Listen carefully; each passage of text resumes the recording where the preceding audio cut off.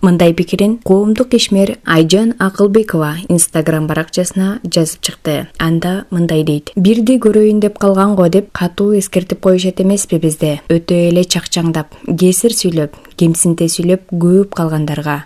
Анысы кандай, жараткандын динине чакчаңдагандар кичине тобо келтире жүрүшсө жакшы болот эле. Чынында жүрөк түшөт. Алла Тааланын азабын эстегенде.